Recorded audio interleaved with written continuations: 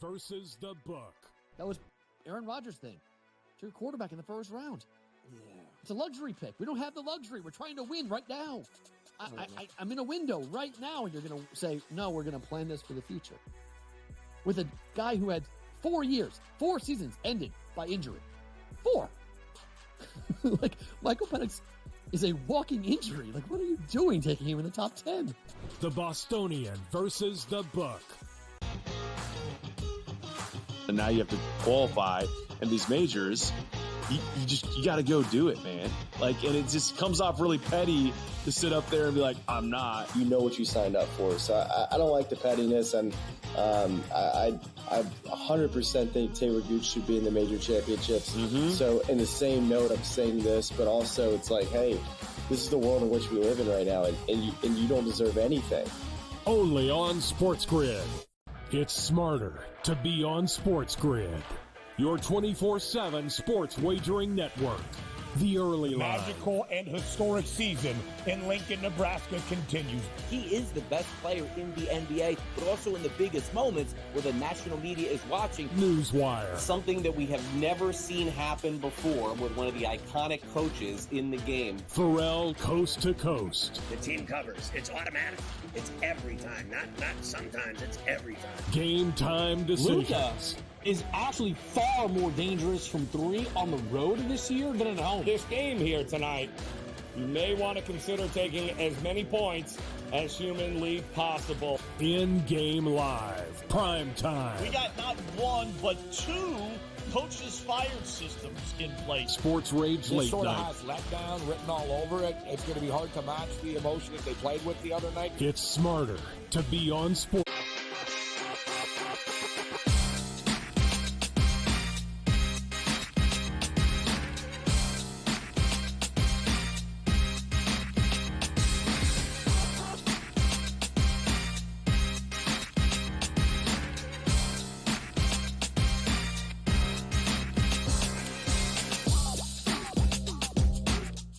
And welcome in a very happy Wednesday to you. It is Game Time Decisions here on the SportsGrid Network. I'm Joe Raineri. Thanks for stopping by as we've got ourselves a loaded slate of games here today. Major League Baseball action already off and running. We had 17 games in total, including a couple of double headers. Game ones underway right now. We see the Yankees on top of the Angels 5-0. Oh, and by the way, the Diamondbacks refuse to lose.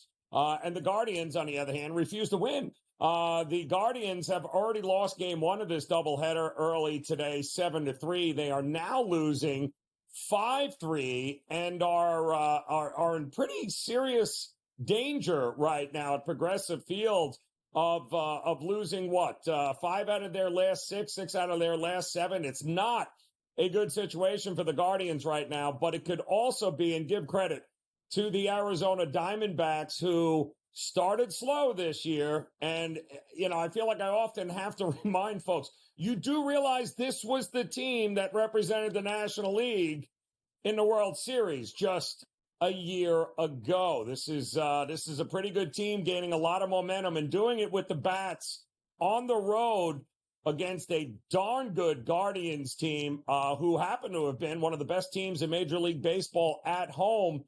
But it doesn't seem to bother the Arizona Diamondbacks. We'll keep you posted on that game number 2 right now. But 5-3 in the top of the 7th. We mentioned, of course, the Yankees were rained out yesterday, so Louis Heel doing an amazing job. Although when you get a 5-run lead, pretty easy stuff there. Yankees will have a second game coming up after this one, so we'll talk more about the Major League Baseball slate. And in case you were wondering, could it be?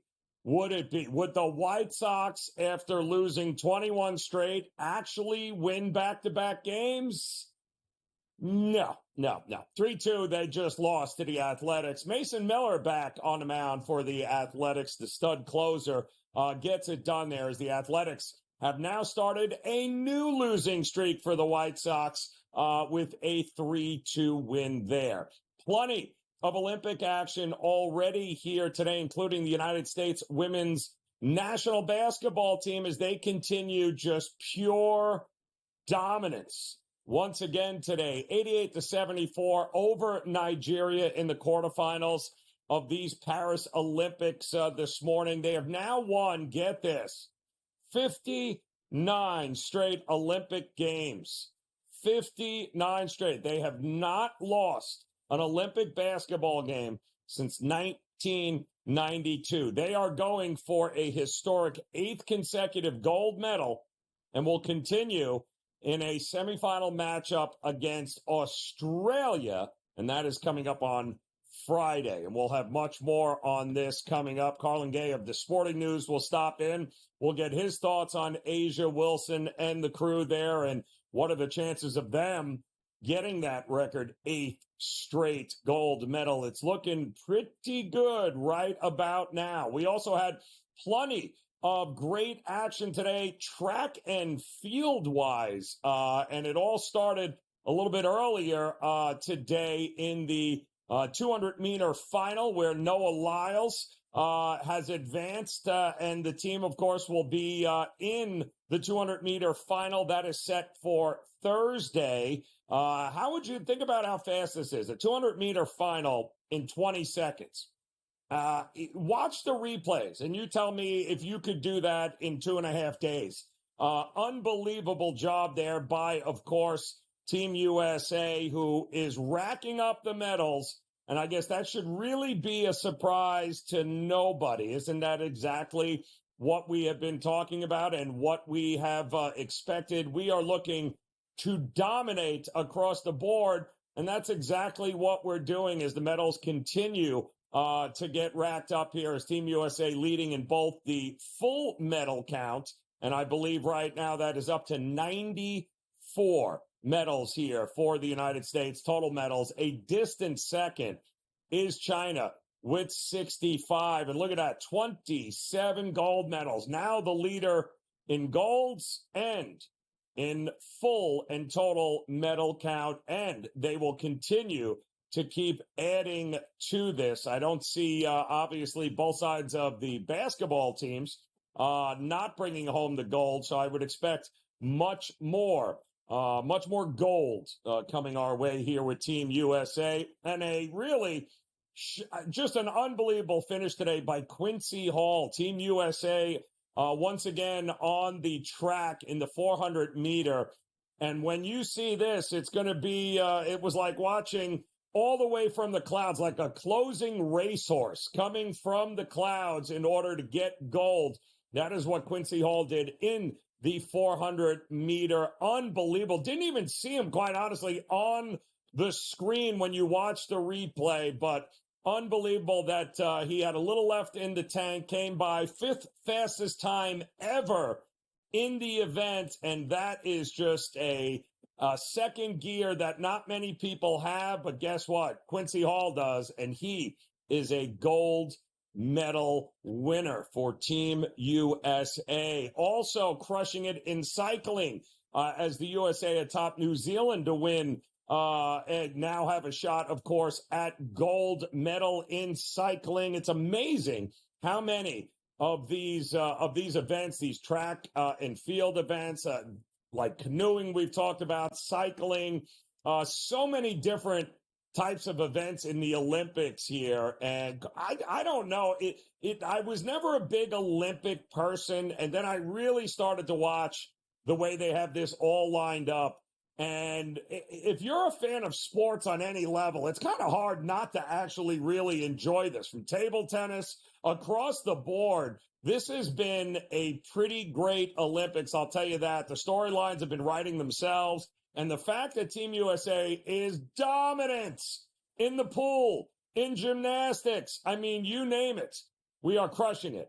And you got to love that, too. Even pole vault, by the way, as Katie Moon gets the silver there in the pole vaulting here earlier today. So weightlifting, you name it. Team USA continues to light up the board. And don't forget, we do have women's golf still going on. We know, of course, Scotty Scheffler taking home the gold earlier in the Olympics. And now the women looking to get it done as well. Cam Stewart will be by this hour. We'll get his thoughts on some of this women's Olympic golf. Not to mention, of course, we have the final what feels like the final regular season PGA Tour event in the Wyndham Championship getting ready to tee off tomorrow. And then, of course, the FedEx Cup, the playoffs for the PGA Tour will begin the following week. So still plenty of golf left to get going. And we have got you covered here, as always, on the SportsGrid Network. And out of the NFL, let's not forget, week 1, preseason, on its way. Tomorrow, Friday, we will have football back in our lives, and some unfortunate news today coming out of Falcons camp as Rondell Moore carted off with just what looked like a absolutely devastating leg injury. He was in an air cast on his right leg. It was a joint practice, and it appears that they ended up canceling practice. The 24-year-old wideout was actually having a fantastic camp by all indications here for Atlanta. Him along with Drake London, Darnell Mooney. This was supposed to be the new look Atlanta Falcons wide receiving crew, and more, of course, coming over from Arizona in the offseason. And it was just not a good look, not good news for Rondell Moore. And if we hear anything else more on that, we'll, of course, let you know. But we got football coming up. Plenty more Major League Baseball, some golf, more Olympics, including Team USA and the women's side. What is next for them? Is it a gold? We'll have more on that as Game Time Decisions continues on the grid.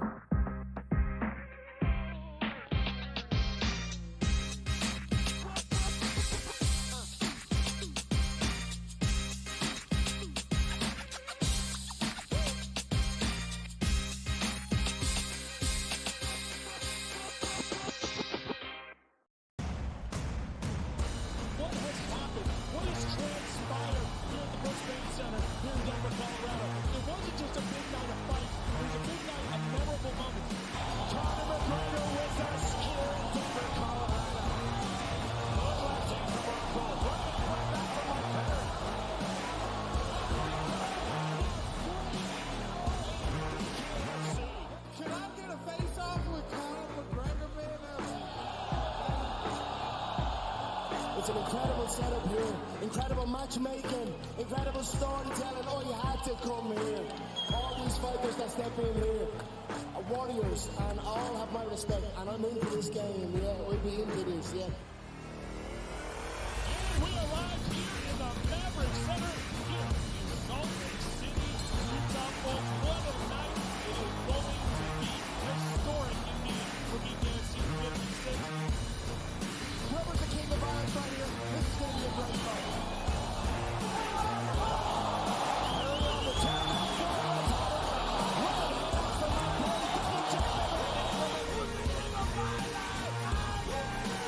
Combat fighting in its purest form, bare knuckle fighting in the city of angels.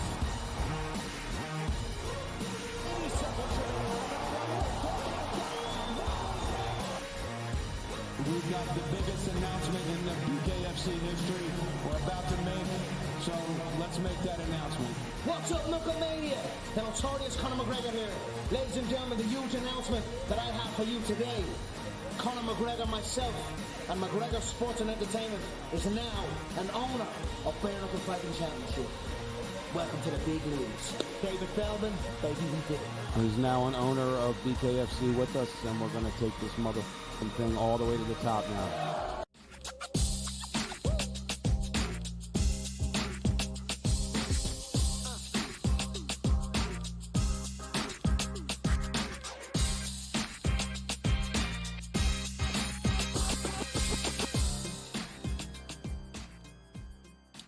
All right, welcome back in on this Wednesday. It is Game Time Decisions here on the SportsGrid Network. And as we told you, plenty of Major League Baseball action still to come. We've got football, the NFL back in our lives. It won't be very long before college football is back in our lives. But we still got a lot of Olympics to go here as the ceremonies will close on August 11th.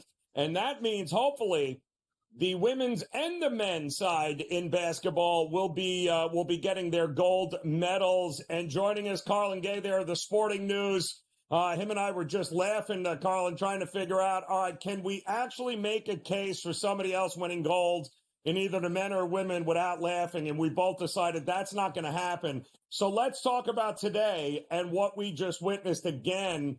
I'm trying to wrap my head around 59 consecutive Olympic game wins. They haven't lost a game since 1992. We're talking an 8th consecutive gold medal. They were, I think, 4 minutes into this game, and it was 6-4, and they never trailed after that. I mean, just pure domination from this team. Yeah, it's special. It really is special. And I think we're taking it for granted right now, right? Like we talk about the win streak as if it's something that happens every day, that we see it all the time. Like this is not just a win streak that's just consecutive over years. This is a 4-year gap between each beginning win streak, and it's a 4-year gap between a new team. Like it's not the same group of 12 that are going out there and dominating. This is a new group of 12 that that is coming together for this Olympic Games. And the games aren't even close, Joe. Like that's the thing that's really impressive about this streak. Like you mentioned, like it's news that they lost, of the first 3 minutes of this basketball game. Not even the whole quarter. The first 3 minutes of this basketball game was like, it's close right now, and that's news, right? So it's not just the win streak; it's a dominance over time, but it's also the fact that these games are not close. Like teams aren't even coming within 10. So what Nigeria did today was actually pretty impressive to put up the fight that they did. But it was a very comfortable win for Team USA once again, and the women are just cruising to another gold medal. 34 field goals, 31 assists. I mean, the brand of basketball, it's unbelievable. I mean, I'm old enough to remember the Dream Team, and you want to talk about dominance. This is now, think of the Dream Team for like 10 years straight. Like, it's unbelievable what they're doing. And remember, we couldn't deal without Angel Reese. Remember, how dare they not put them on the All-Star? They don't need them. That's the funny part about it. But they've got Australia coming up. Looking ahead there, what do you think we're going to get here? What kind of, in the semifinals, what kind of resistance are we looking at? Well, we would have got a better game had Australia had Beck Allen in this tournament. Beck Allen's a phenomenal basketball player. We know her as a WNBA. I won't call her a star, but definitely a role plus player, right? Like she's just under that star caliber player. But in FIBA play, those types of players become superstars when they play for their national team, and Beck Allen had it rolling. I did the pre-qualification games for the Olympic Games back in Brazil, back in February, and she led this team. She's just a phenomenal shooter. You just have to be able to guard her offensively. And then defensively, she's one of the few Australians that actually matches up with the length and size and athleticism that Team USA brings to the table. The Aussies have some size, but they don't have that size and athleticism combination, across the board like Team USA has. And without Beck Allen, that's another negative against them. So they're going to miss Beck Allen into this one. I had Australia, standing on the podium prior to the tournament. I predicted them to win one medal, and that was before Beck Allen got hurt. Nigeria went out and shocked the world and beat them in game number 1. You saw what Team USA did to Nigeria. Expect the same for Team USA here against Australia. Australia, their best chance is to shoot a lot of threes and hope they go in to keep it close. But even that is a long shot victory for them. All right, so go ahead, lay it out. We'll open the crystal ball here. Let's get it going, and tell me, when it's all said and done, gold, silver, bronze, what order are we looking at here in women's hoops? Yeah, I have, Team USA, unless the WNBA All-Stars show up to the Olympic Games as a country, Team USA is going to win the gold medal, right? Like, that is the only team that has a shot of beating them. So Team USA wins gold without question. And then bronze, I have Belgium.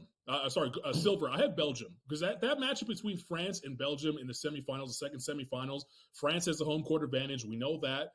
But Belgium is the best player that is not playing in the WNBA right now in MMS, and she was terrific today. Once again, demolishing Spain. They really walked through Spain. I thought that was going to be the game of the day in terms of being close and competitive. It wasn't.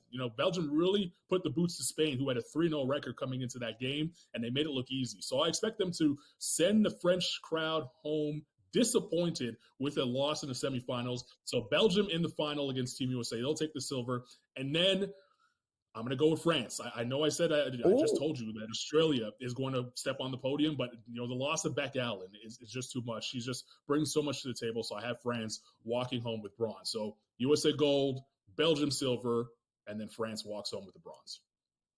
And who do you think, when it's all said and done, the most total points? Asia Wilson. I don't know who else would be. I mean, Brianna Stewart, I guess, but it just feels like she's going to walk away with just about everything at the top of the leaderboard. Yeah, the way things are set up, right? Like Asia Wilson is going to end up taking the most amount of shots because she dominates the bigs on the other team, right? So you saw her today. She was just unbelievable. Nigeria just didn't have the size to compete with her. Another 20-point game for her. So, and a double-double. I had Brianna Stewart. I laid the juice on Brianna Stewart in terms of going into this Olympic Games at MVP odds. I had her at plus 40 or plus 340, I believe, before the tournament started. Obviously, you see the numbers there. They're whittled down to plus 118. I still take my chances there. There's 2 games left. Brianna Stewart could get in there, and she could fill it up. I don't want to bet on Asia Wilson. That just seems like the easy way out. I like Brianna Stewart to finish these next 2 games. Give her at least 15 points in both those games, and there's a shot there because defensively she's been terrific. So hopefully the voters actually appreciate what she does on the defensive end.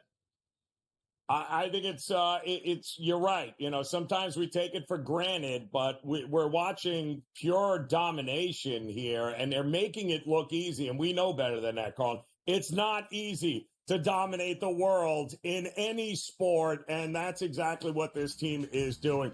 Carl, we appreciate the time as always, my man. Enjoy the games. We'll talk to you again soon. Game Time Decisions continues here on the Grid.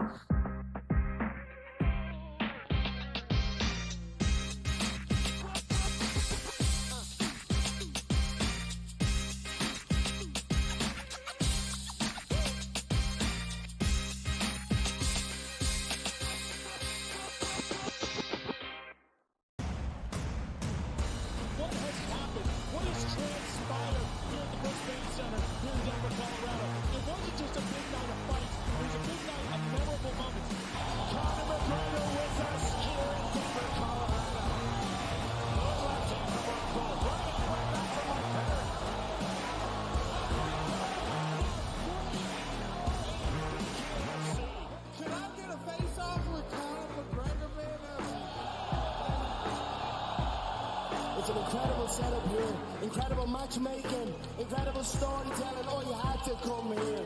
All these fighters that step in here are warriors, and all have my respect. And I'm into this game, yeah. We'll be into this, yeah.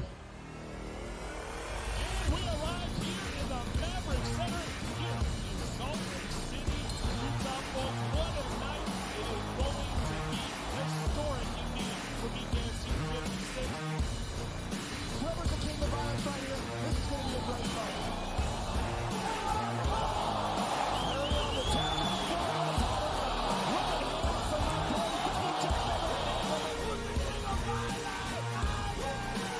Combat fighting in its purest form, bare knuckle fighting in the city of angels.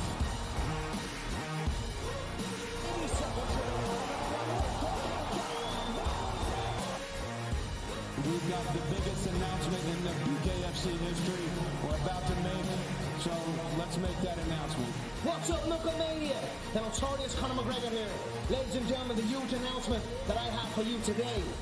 Conor McGregor, myself, and McGregor Sports and Entertainment is now an owner of Bare Knuckle Fighting Championship. Welcome to the big leagues. David Feldman, baby, we did it. He's now an owner of BKFC with us, and we're going to take this motherfucking thing all the way to the top now.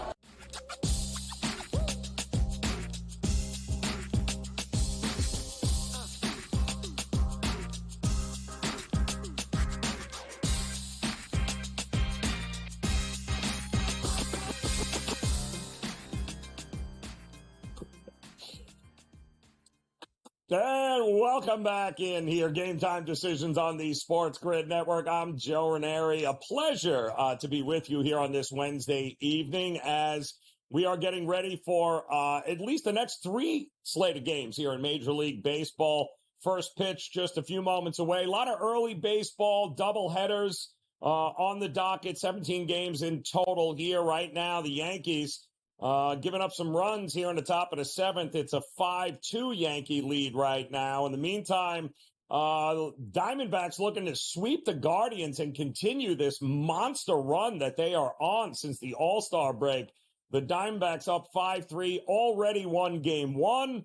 We'll see if they can complete the sweep here as the Guardians are coming up here in the bottom of the 8th inning.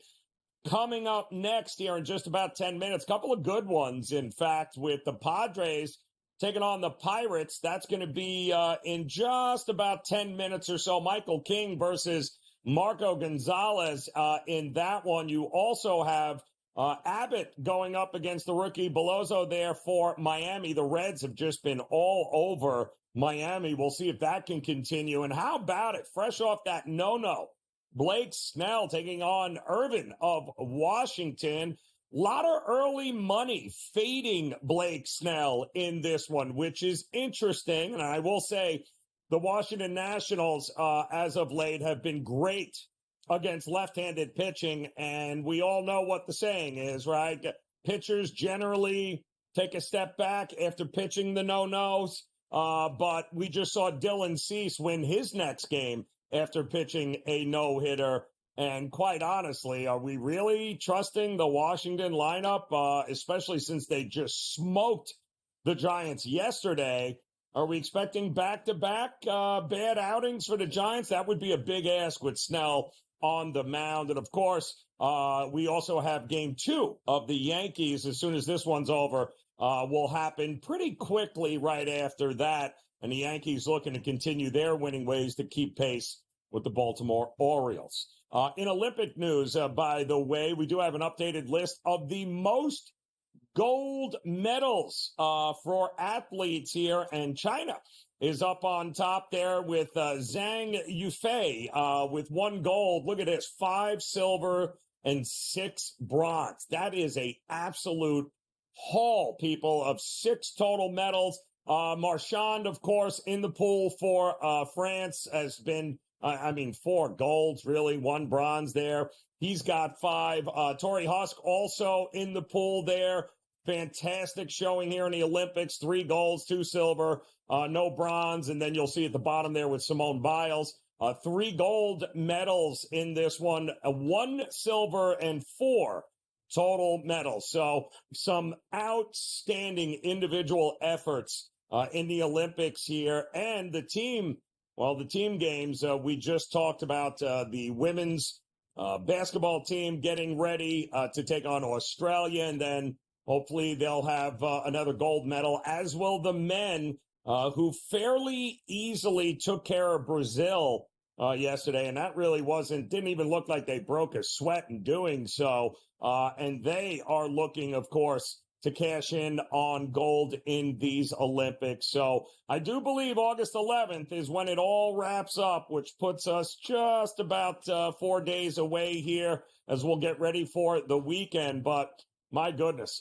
anybody that was worried about laying the 26.5, there really was no need to, because Brazil was never in that game. Will that change for Team USA and the men? I do not think so. But the good news is, as we round out the Olympics in epic fashion, again, 94 total medals for the U.S. currently, and leading in the gold medal department, which is really how the Olympics are judged, especially for Team USA. 27 gold, which is 2 better than China right now, and which is, I believe, 9 better than Australia. The home country, France, coming in with 50 total medals and 13 gold medals there. A really good showing by the host nation, France, there. But it's really been all about Team USA, and we are hoping they're going to be able to add to all of it here in the next 4 days and make it a very successful Paris Games for Team USA. We've got much more to get to as far as the NFL goes. Is Brandon Ayuk still a 49er? Is he a Pittsburgh Steeler? Who wants him? Why isn't anybody trading for him? A lot of questions. We'll see if we can come up with some answers as Game Time Decisions continues on the grid.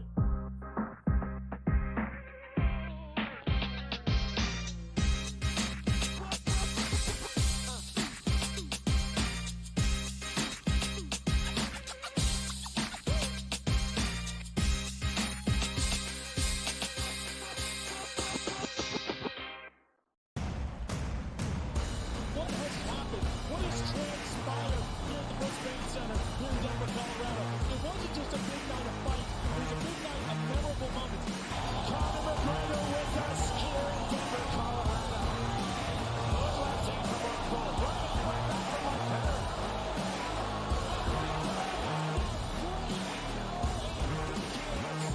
Can I get a face-off with Conor McGregor, man?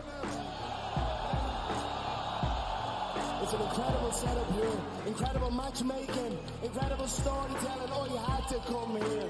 All these fighters that step in here are warriors, and all have my respect. And I'm into this game, yeah. We'll be into this, yeah.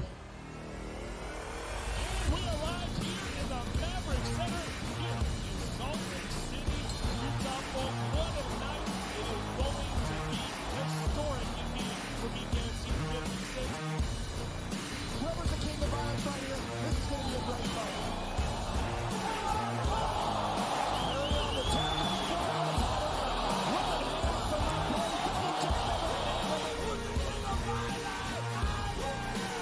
Combat fighting in its purest form, bare knuckle fighting in the city of angels.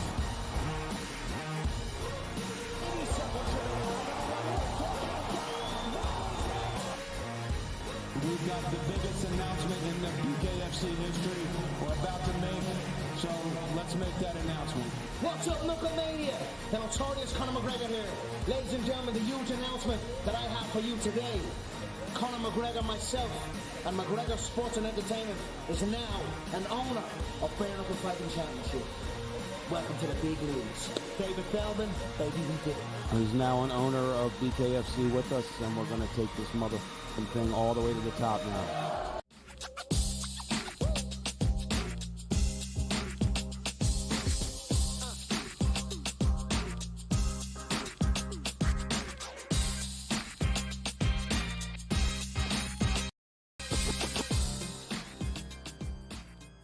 All right, welcome back in Game Time Decisions here on the SportsGrid Network. I'm Joe Raineri getting ready for the next slate of games to start here in what was a loaded card of Major League Baseball thanks to a bunch of rainouts yesterday.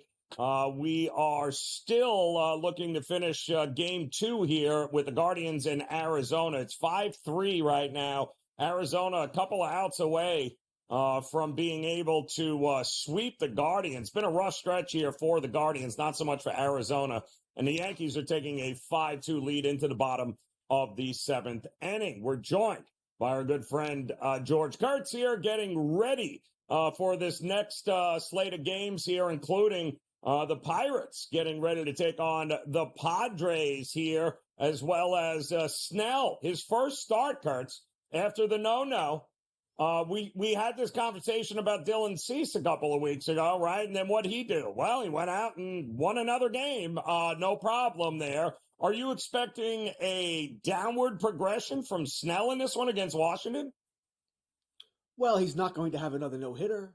So that would therefore could be a downward progression, right? I mean, all right, we'll go with that. He's not going to be Johnny Vandermeer here, so I don't think he is. It would make it a much more exciting Wednesday night if he does here. I expect Snell to pitch well. He was pitching well before the no-hitter, right? Had the big start where he struck out 15 guys and got 18 outs, 15 of them by strikeout. So he was already pitching well before that. He seems to have turned that corner. You know, before that, he was lousy, right? Most of the season, he's been lousy, hurt, whatever it might be here, whether it's because he missed spring training, whatever it might be. So, yes, I think he pitches well tonight. Ramos back in the lineup for San Fran. We like that. Had the home run last night. They need all the offense they can get. My only problem with Snell, and I'm on San Fran tonight, my only problem with Snell is he could pitch great and lose 2-1 because you just don't know if the offense is going to show up for San Fran. That's my only worry about Snell tonight. Hey, what I like even more about Snell, left-hander, he should be able to keep the two best bats from Washington in check, C.J. Abrams and James Wood. I agree with you there. I think Snell will be just fine. And by the way, it's not like that no-hitter came out of left field. He was coming off a, 15 strikeout effort the game prior. He is in a zone here, folks, and I don't think that changes against this Washington team. The Padres quietly becoming the best team in the National League nobody is talking about. And Michael King has been a huge unsung hero in that effort. He'll be on the mound taking on the Pirates in what was just a stupid game yesterday. Start the game, Dylan Cease goes an inning, Then you got like a rain delay. Then you don't see Dylan Cease anymore. And voila, the Padres bats still win. Boy, oh boy. I mean, Michael King versus Marco Gonzalez. Is there any reason why I'm not back in San Diego here? I'm back in San Diego, so I'm not going to give you one. And yesterday's one of those weird days, right? Because there were a lot of complaints about, oh, I want to get all my Dylan Cease bets refunded here. I mean, I got to tell you, Joe, isn't that part of the gamble? I mean, we can all check weather reports. This wasn't a shock that it was going to rain in Pittsburgh. We all knew this was a possibility. I mean, you get the hurricane, whatever they're calling the hurricane down there. It's right now, I think it's stalled in the Carolinas, right? So it was going to rain on the East Coast. In my mind, that's always part of the gamble there. If you don't like it, don't bet on it. All right, go to find another game. There's plenty of other games to follow there. Another funny thing, if Juan Soto doesn't re-sign with the Yankees, San Diego might end up winning that deal because Michael King is a really good pitcher. He's not going to develop into an ace. I don't see that happening, but I think he could be a number two. You table that with all the other guys the Padres got in the deal, the Vasquez's of the world. They already traded Drew Thorpe, but they could end up winning that deal if, once again, Soto doesn't re-sign with the Yankees. They're funny how that works out. And, of course, if the Yankees don't win the World Series this year. So San Diego's playing great. I mean, Arizona, you just mentioned earlier, is playing great. Dodgers going to be like, what? WTF, man. This was a lot more fun a month ago here. Now we have a lot of company up here. Yeah, I like the Padres in this one. Yeah, I'm with you here. And Michael King, they showed the stats. It was a rough March, a better April, even better May, a unbelievable June. July he has gotten better and better as the season has progressed for them. But you know what? So is their record, and they are chasing the Dodgers. I wouldn't sleep on them just yet. The Padres, with that bullpen, are a real team. The Marlins, not a real team. However, the Marlins have to take on Andrew Abbott. And the only thing you need to know in this game here, Kurtz, is that Abbott's a lefty. And the Marlins are 8-30 this season against left-handed starting pitching. So I guess being the chalky kind of player you are, we're going with the Reds here tonight, maybe? A little bit? Oh, no? Listen, even if I wasn't the chalky guy, I tend to like to bet against the Marlins anyway. To tell you the truth, Joe, you got to give them a lot of credit. They're actually hitting the ball pretty well. It was just they traded the entire team away, and I didn't expect that. They beat Atlanta 2-3 over the weekend. Took a big bath on that. Thank you so much. So they've actually played better than I thought. That being said, maybe it's coming more back to what we expect now, right? This week hasn't been as good for them. So, yeah, I'm on the Reds tonight again. I knew the stat you brought up about Abbott, how bad they are against left-handed pitching. Now, granted, in some ways you can throw that stat out because it's a different team now. I get it. Still, I'm going to go with the Reds tonight. They have more to play for. I took the Reds on the money line and the run line, something I generally don't do with so-so teams. But the price on the run line, I think was plus 132.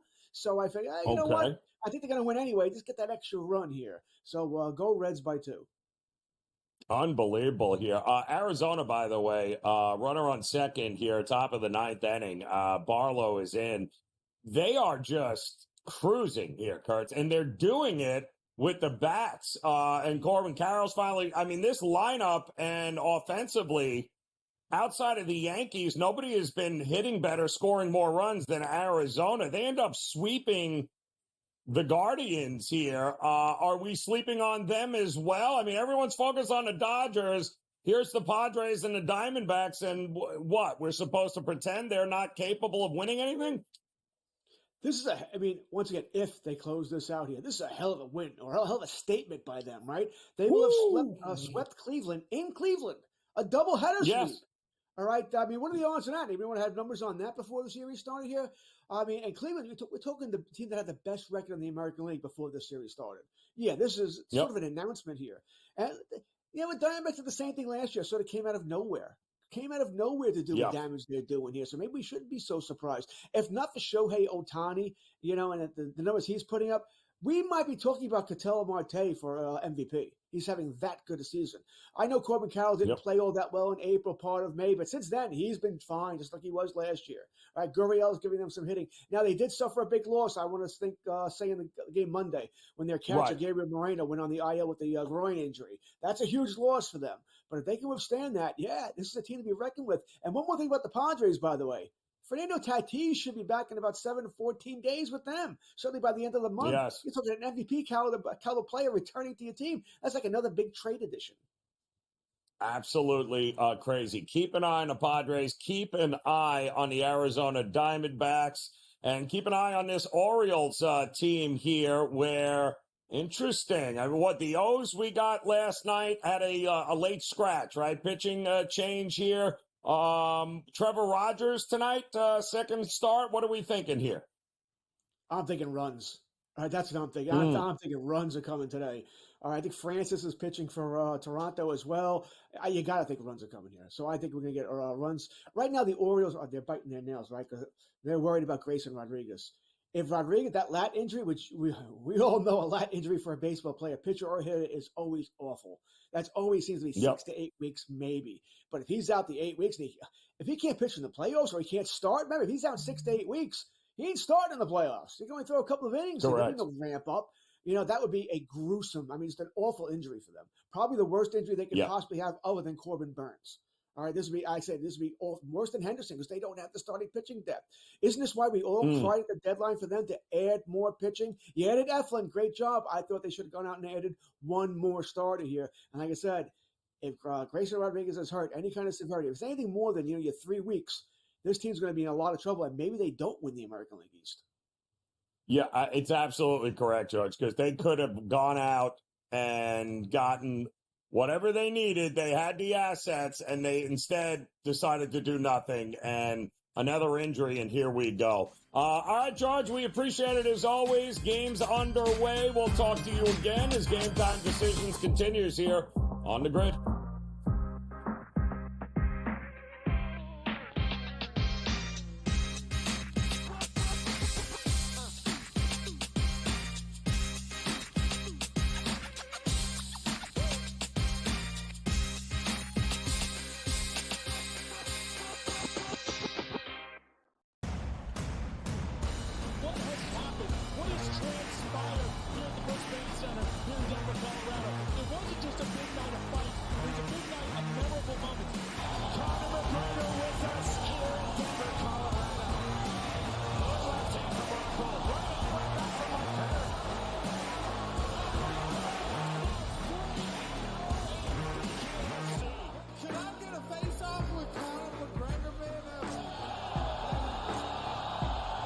It's an incredible setup here, incredible matchmaking, incredible storytelling. Oh, you had to come here. All these fighters that step in here are warriors, and all have my respect. And I'm into this game, yeah. We'll be into this, yeah.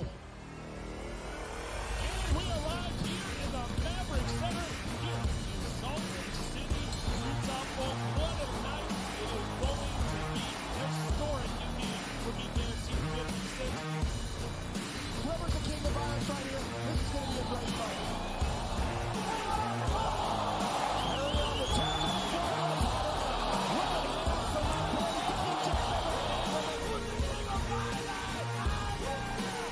Combat fighting in its purest form, bare knuckle fighting in the city of angels.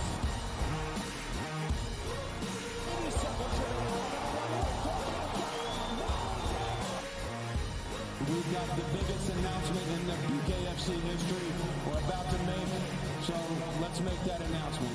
What's up, Knucklemania? The notorious Conor McGregor here. Ladies and gentlemen, the huge announcement that I have for you today. Conor McGregor, myself, and McGregor Sports and Entertainment is now an owner of Bare Knuckle Fighting Championship. Welcome to the big leagues. David Feldman, baby, we did it. He's now an owner of BKFC with us, and we're going to take this motherfucking thing all the way to the top now.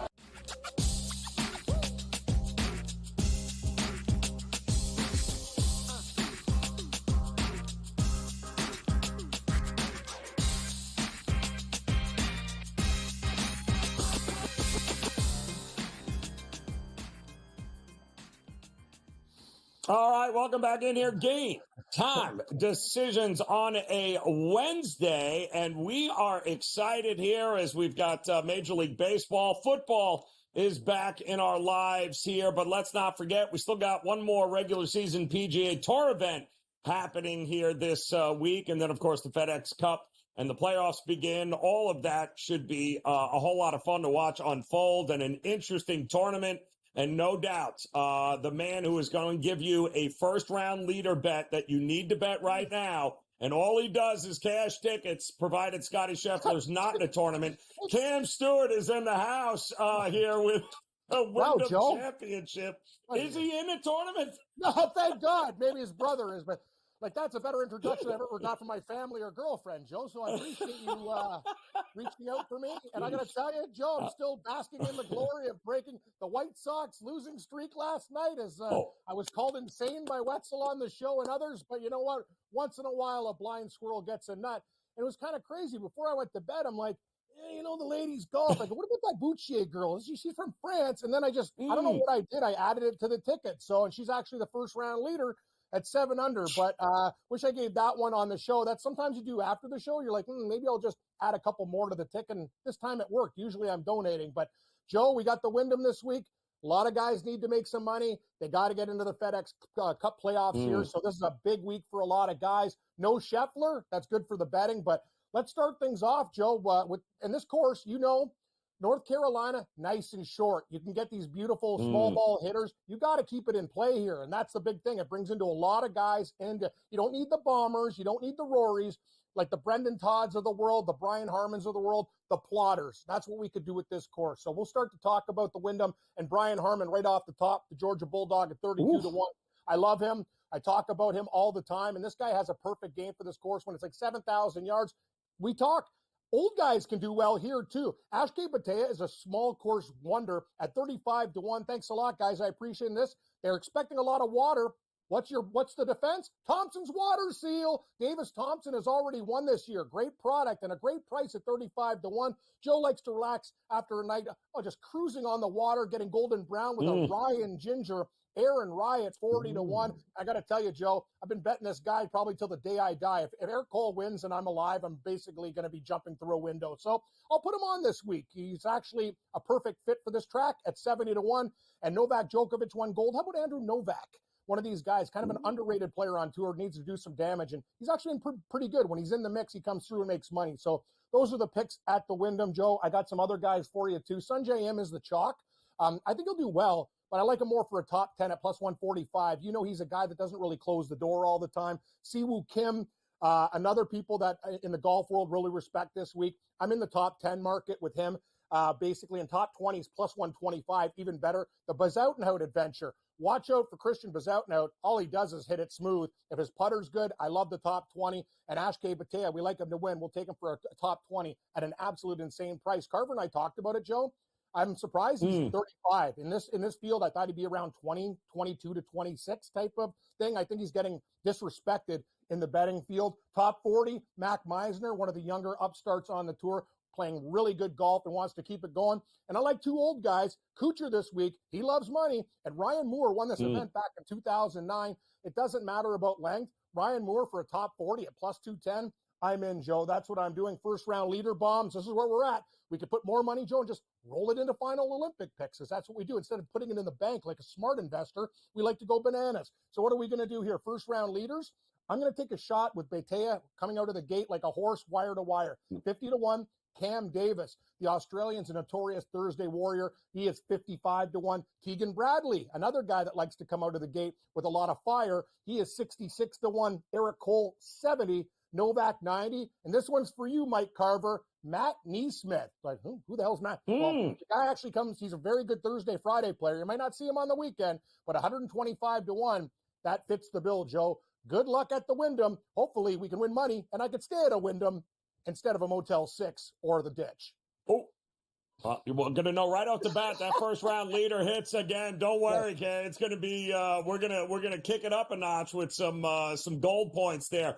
Let me ask you: am I crazy to think at 100 to 1, maybe the guy who won the tournament last year, Lucas Glover, might be worth I would hate that to happen, Cam, where all of a sudden we're like, the guy who won it last year just went back to back and nobody played him.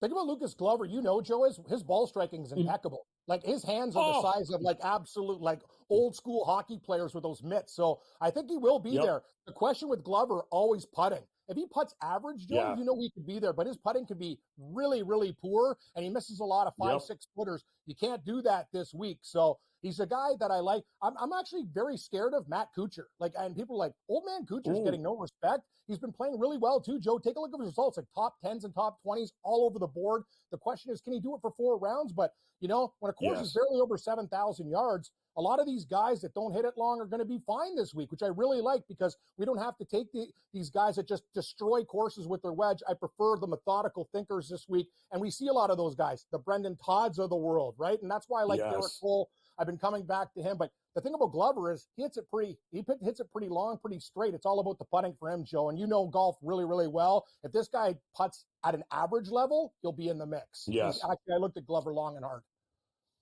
I'm seeing a lot of guys this week are focused in on another old guy, right? Billy Horschel, who I think is the second or third favorite here, coming off of what he did at the British Open here.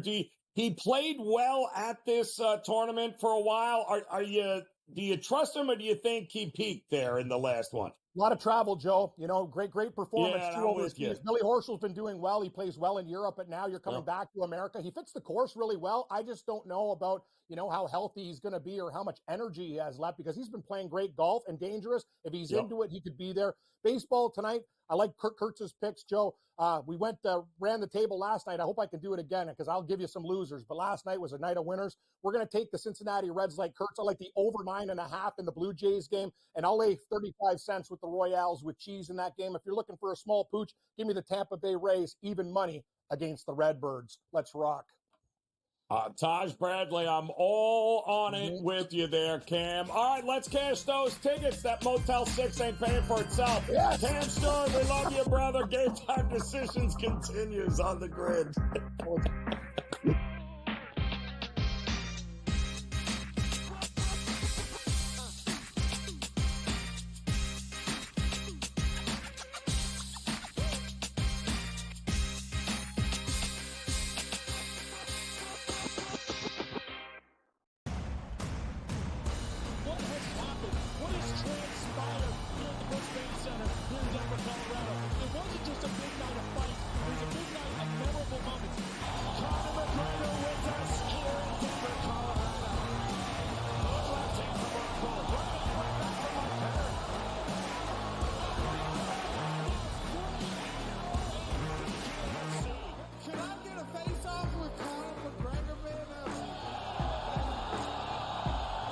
It's an incredible setup here, incredible matchmaking, incredible storytelling. Oh, you had to come here.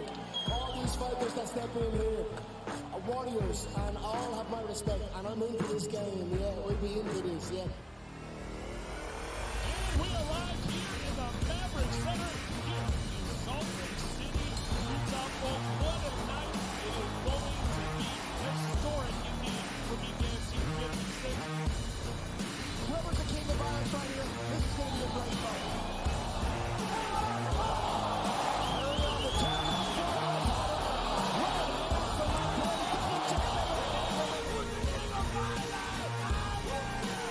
Combat fighting in its purest form, bare knuckle fighting in the city of angels.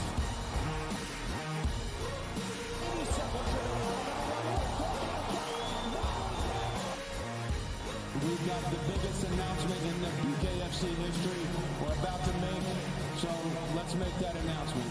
What's up, Knucklemania? The notorious Conor McGregor here. Ladies and gentlemen, the huge announcement that I have for you today. Conor McGregor, myself, and McGregor Sports and Entertainment is now an owner of Bare Knuckle Fighting Championship. Welcome to the big leagues. David Feldman, baby, we did it. He's now an owner of BKFC with us, and we're going to take this motherfucking thing all the way to the top now.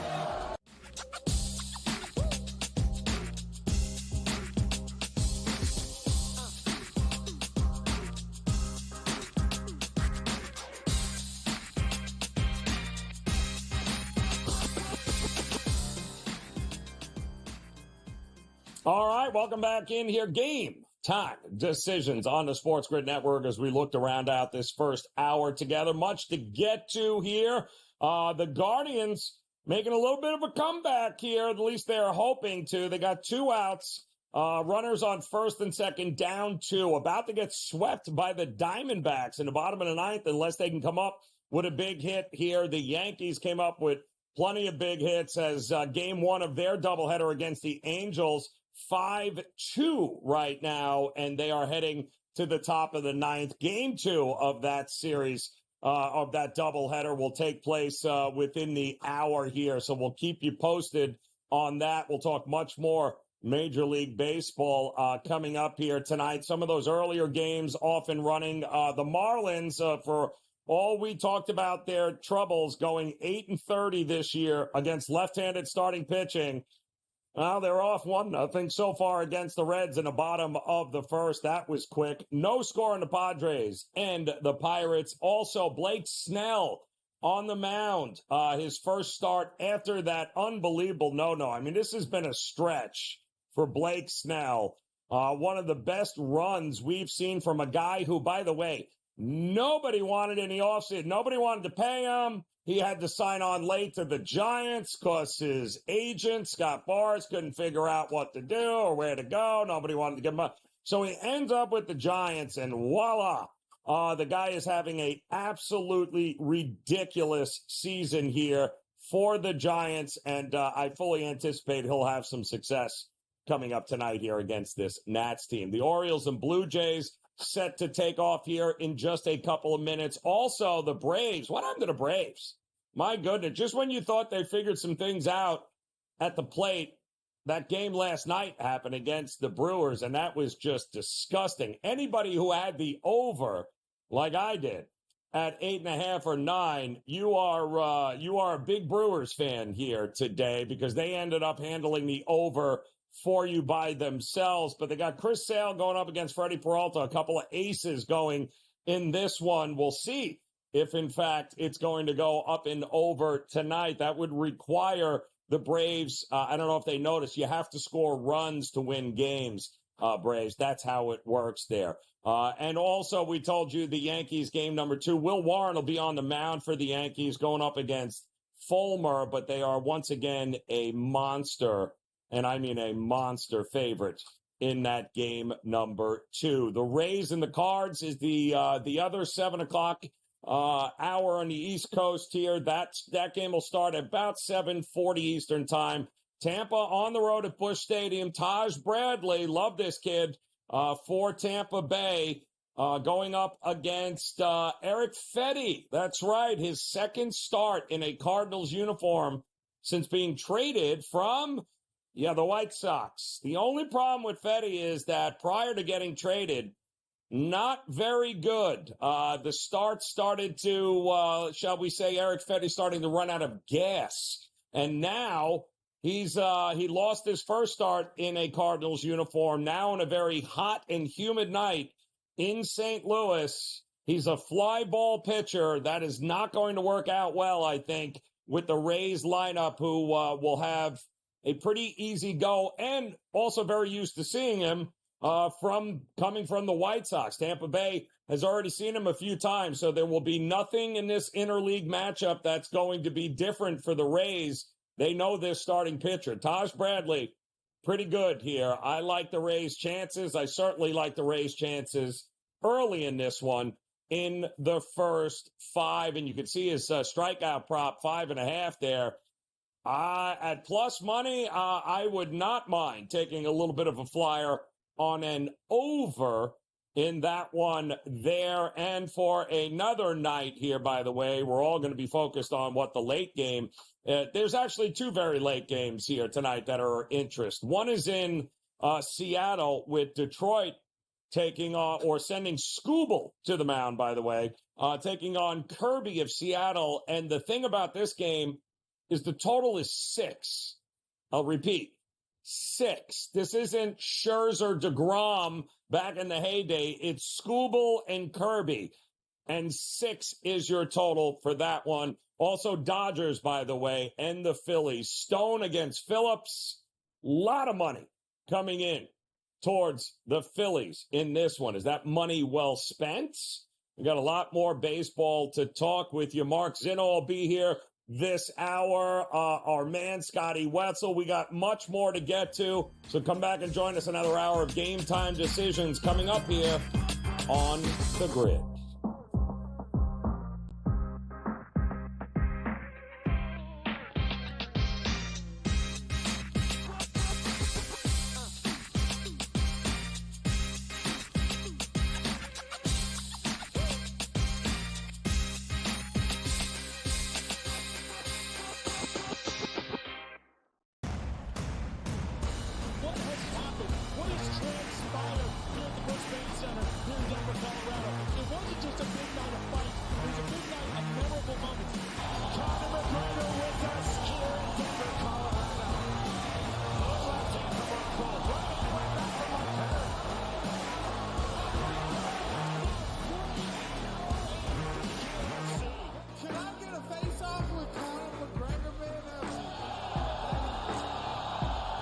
It's an incredible setup here, incredible matchmaking, incredible storytelling. Oh, you had to come here.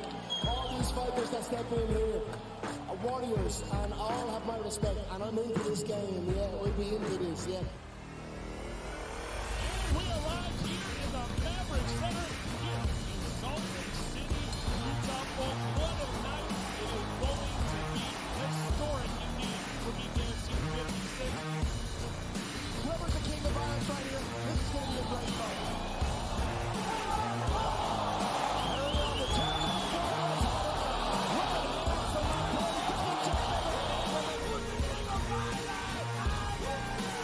Combat fighting in its purest form, bare knuckle fighting in the city of angels.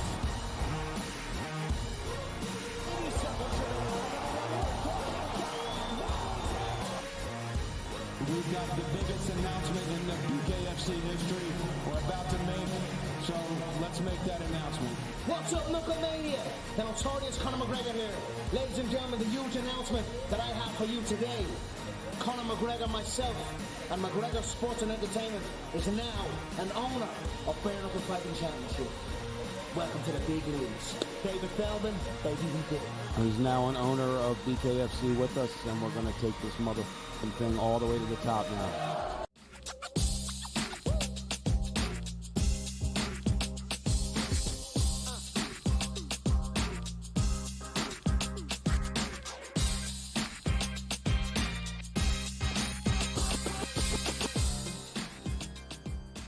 Yep.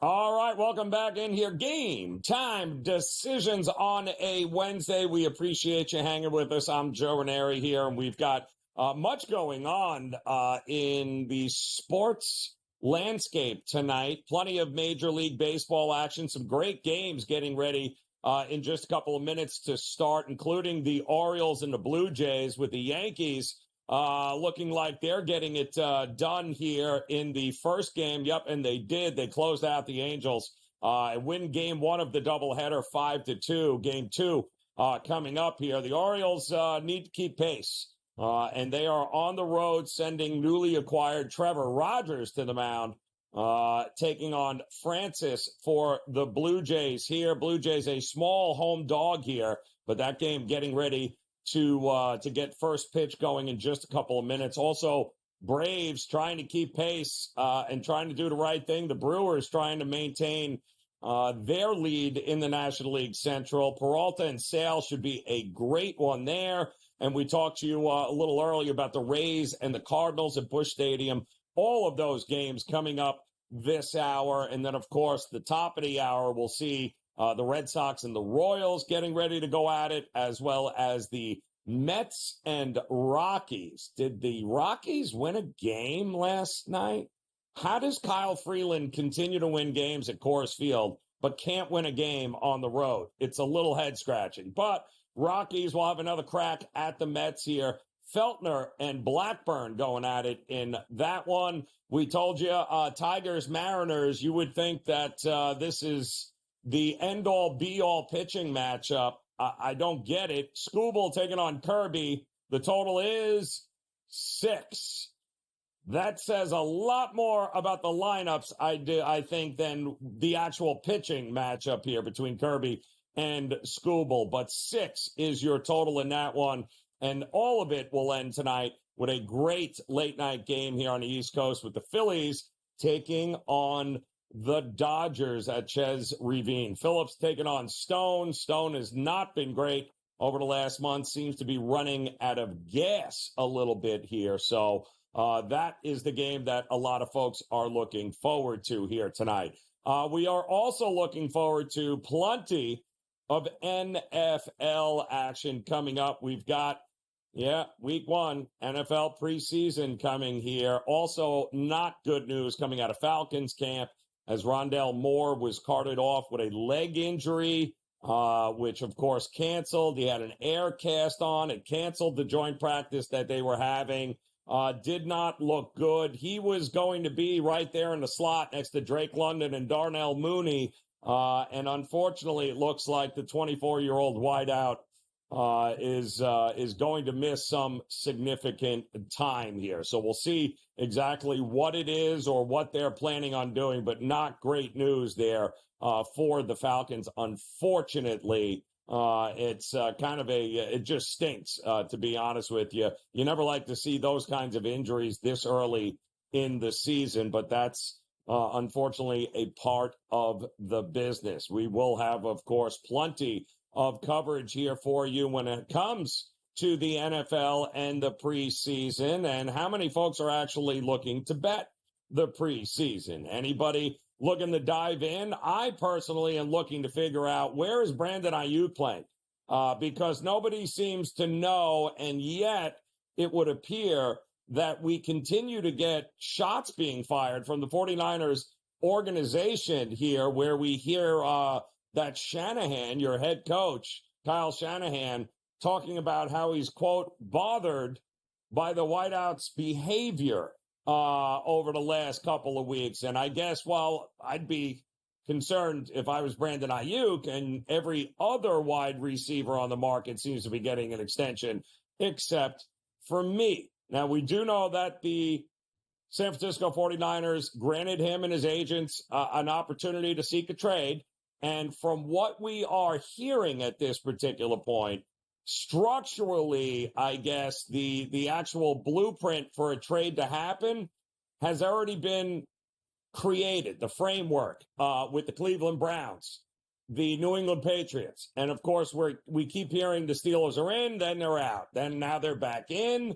But it's quite obvious that not going well in the 49ers situation with Ayuk. And it also sounds like Kyle Shanahan would much rather be done with it or make it that he's going to have to go to someplace, and maybe, just maybe, a team like the Browns or the Patriots can come in there and get themselves a cornerstone wide receiver here. But it seems as each passing day goes on that the chance of Ayuk remaining with this team is pretty much slim to none here. So that is going to be the next major domino to fall, I believe, when it comes in the NFL as far as big name players go. That seems to be the one that we're all holding out hope for. The other thing you're going to want to pay attention to is anytime the Giants and the Lions scrimmage or have practices, because apparently they love fighting, and the NFL is having none of it since they just fined both the teams $200K for these training camp fights. And by the way, P.S., Daniel Jones involved in both of them, which may not be a great long-term plan, Daniel Jones, if you're going to hang around for this season here with the Giants. But the NFL came down hard today, saying we will have no more of these ridiculous fights going on at camp. But they have been an awful lot of fun to watch go on. And speaking of which, Harbaugh is not having anything to do with this college football. It's in his rearview mirror, but the college football just wants to continue to bring him in, slapping Michigan with fines, slapping Harbaugh with they want him to appear, they want him to talk. Listen, Harbaugh said it yesterday, the day before yesterday. He ain't lying. He's not backing away. He's not admitting to any sort of scandal of taping other teams' practices. He remained steadfast in him saying that he had nothing to do with it. The only question, if I was Harbaugh, that I'd be more worried about is how's your quarterback doing, Harbaugh? And this has got to be just such a ridiculous distraction for him. But if I was him, I wouldn't worry so much about what's going on in the NCAA and Michigan football. I'd worry much more on Easton Stick. And is he going to be ready in case, knock on wood, something happens or there is a little extended absence there for Justin Herbert? That, to me, is the bigger question with that team. Also, by the way, keep an eye on the Bengals.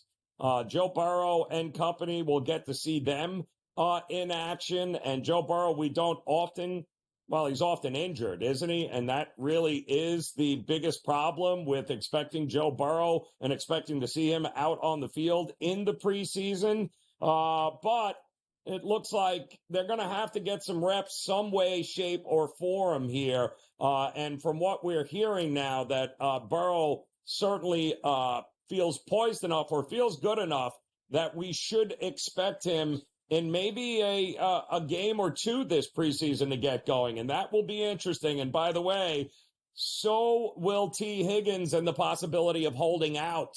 That could be a problem as Jamar Chase could be holding in, expecting much more money to come his way. A lot of question marks around Cincinnati. Not a great feel right now with the Bengals, but we'll have an opportunity, obviously, over the next week to see Joe Burrow and the Cincinnati Bengals take the field and see exactly how this drama with T. Higgins plays out here. We'll have much more in the NFL, of course, and the latest headlines and rumors. But it's Brandon Ayuk that we're all waiting to see. Is it the Patriots? Is it the Steelers? Is it the Browns? Who gets one of the top 5 wide receivers in the NFL?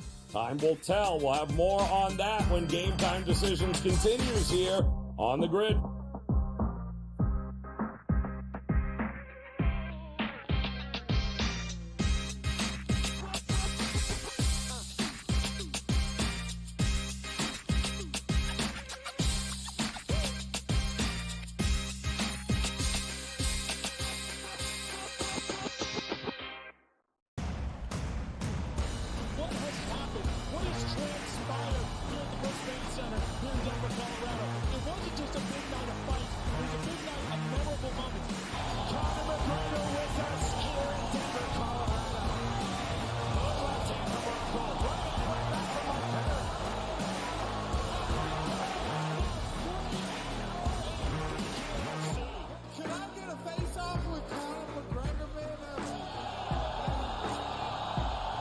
It's an incredible setup here, incredible matchmaking, incredible storytelling. Oh, you had to come here.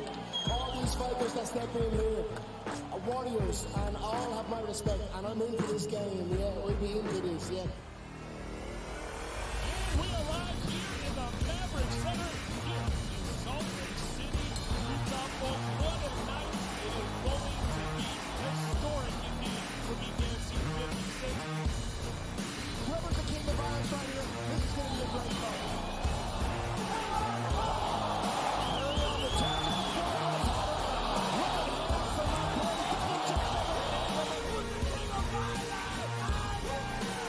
Combat fighting in its purest form, bare knuckle fighting in the city of angels.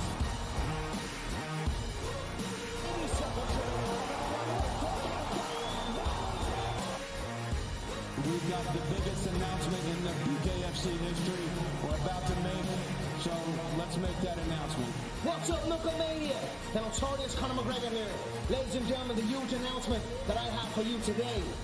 Conor McGregor, myself, and McGregor Sports and Entertainment is now an owner of Bare Knuckle Fighting Championship.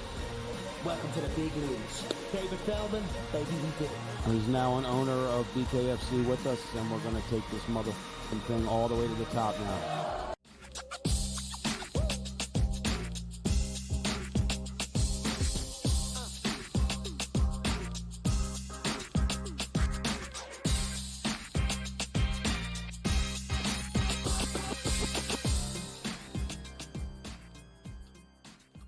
All right, welcome back in here. Game Time Decisions on this Wednesday. Appreciate you stopping by as we're joined by our good friend Tom Vecchio here, getting ready for, well, there were plenty of games here today, Tom, in Major League Baseball. We just watched the Yankees win the first one against the Angels. Not a big accomplishment. We've got Game 2 coming up, but these next round of games here, especially with the Brewers and the Braves, with Sale and Peralta, to me, I think this is a sneaky good matchup here tonight. How much faith do you have in this Braves team, even with Sale on the mound, I got to ask? Well, thanks for having me. It's tough at this point just because they've been dealt with so many injuries, and you would think that, getting Jorge Soler would try and bolster that offense, but at a certain point in baseball, and if we're not seeing Ozuna and Austin Riley and Matt Olson carry the offense, like that lineup is really lacking on some nights, especially the bottom portion of the lineup. So if a pitcher can navigate those hitters, like he actually has a pretty decent matchup. So I wouldn't lay minus 158 just because I just don't think the Braves are well-rounded. I think Freddie Peralta is really, really good. But, going to a Sale prop, an outs prop, or strikeout prop is probably the safest route to go just because he actually brings a level of consistency that we don't get from their lineup overall. Yeah, what's the ceiling for these two teams? Tom, what are we talking about? Central Division for Brewers, but Atlanta, what is the ceiling here? Because I don't feel like we're talking World Series contenders. Are we? Probably not. I think the Brewers, they'll win the division. That's fine. For the Braves, I think it's a little more interesting. What does Max Fried look like moving forward? Because he came back from injury, did not look good. If he pitches at the level we know he can pitch at, him and Sale is a pretty good 1-2 heading into a potential playoff series. I would put that up there alongside Nola and Wheeler. It's probably one of the best you can find. So if the Braves get there and Fried is healthy and he's ready to go, that's a team that can probably upset someone in the playoffs, but they'd be riding the hot streak. They're just not as well-rounded as anyone else. Yeah, I agree with that for sure. Also, I don't know, did you have almost 70 wins at this point for the Kansas City Royals on your bingo card, Tom? Because I certainly didn't. But yet here we are, except they've run into a bit of a juggernaut here with Boston. What are we looking at in this one? Well, I was high on Bobby Witt coming into the season. I actually have a ticket on him to lead the league in hits at 18-1, and he's sitting up at number 1 right now. The problem with Bobby Witt is he's so good, we can't often bet like a lot of lines just because they're so heavily juiced. So we turn to someone batting behind him, and that's Sal Perez tonight for 2+ total bases. That's sitting at minus 105. He's awesome versus righties. 118 WRC plus. He's got a 341 WOBA, a 202 ISO. And he also doesn't strike out a whole lot at 19.7% versus righties. He's going to go against Cutter Crawford, who's an okay pitcher. Like, he's just a guy. Like, he's allowing a 417 slugging of righties, 1.42 home runs per 9. He has a 45% fly ball rate. So, Sal Perez, he's likely to be getting up when there's already hitters on base with Garcia and Witt in front of him. So just pick up a couple singles or knock a home run, which Cutter Crawford is susceptible to, and we cash it at minus 105. Yeah, kind of like where you're heading in that one here. Tell me, does a total in this game say more about the pitching matchup or the lineups here with Detroit and Seattle, Kirby and Skubal? 6 flat, Tom? Is this who are we talking about here? What is this here tonight? Yeah, well, we saw 6 flat yesterday for the Cubs when Wrigley had like 15-mile-per-hour wind blowing in, but that's different because that's Wrigley. These pitchers, it's great. Kirby's okay, and I think he's running a little bit hot as of now. I actually like the under on his strikeout props tonight. It's at 6.5, minus 122 thereabouts where you can find it. The league average for strikeout rate this year is 22.3%. Kirby's sitting at 24%. He's barely above league average. He's not some pitcher that is a flamethrower there, knocking down hitters left and right. Yeah, it's the Tigers. I will say, I'm not here to tell you the Tigers are a great team. The Tigers, their strikeout rate versus righties is a bit lower right now to start August than it has been in previous months, albeit it's a small sample size. It's August 7th. So I just don't love Kirby as a big-time strikeout pitcher. Thus, I can't trust the overs when I think he's been running too hot. We see games where he's racking up 7 or 8 strikeouts, but he's pitching above his head. So I'm just going to go with regression to the mean and get him under 6.5 tonight. Yeah, it's fascinating. We'll see if it comes to fruition, but 6 is really, really interesting here. And by the way, are you sticking a fork in Seattle? Is this a Houston division to lose now? It probably is at this point. You would like to think that, Seattle did a little bit more besides picking up Randy Arozarena at the deadline. Like, they need the offense. That's what it is. When they have Gilbert out there, they can have, besides Kirby out there, like, they have a good pitching staff. They just don't have the offense to get things done. So I do think it's Astros division to lose at this point. And someone bet on them when they were, I don't know, under 500 by 10 games or whatever. Like, congrats, you have that ticket. It's probably the best investment to make. Yeah, no, I agree there. And I would hate to see the Orioles also regretting not going out and, I don't know, getting like a crochet here as their pitchers continue to drop like flies. Talk to me, Olympic basketball tomorrow. The guys are on the courts. It just seems like they got to go through the motions. I mean, they just absolutely destroyed Brazil. What are we getting in this matchup here tomorrow? Let's go with Anthony Davis over 7.5 rebounds. He's put up 6, 7, 7, and 8 in the 4 games. Ooh. And, one of the points that I got to say Kevin Walsh made to me a couple weeks ago when we were getting set for the Olympics, he said that this series of games is the only time that Davis and Embiid get to show that they're better than Jokic. And we saw that. So I like playing that little bit of narrative where we know that Jokic is the best and Davis and Embiid don't get to show that. So I don't expect a ton of points specifically from Davis, but I will take the over on his rebounds, getting in there, getting underneath Jokic and grabbing some boards that they can actually show that he's better than Jokic for one time in his career. It's kind of crazy. I said it yesterday watching it. Was it me or did Embiid have a little pep in the step? Like this wasn't it looked like Embiid had a little bit of juice rolling there. Am I right? I mean, listen, this is his chance to win. You got to take him where you can get him. You got to do what it takes. It's so true. Right, it's so true. You're not getting past Boston. No. You got to take it where you can get it.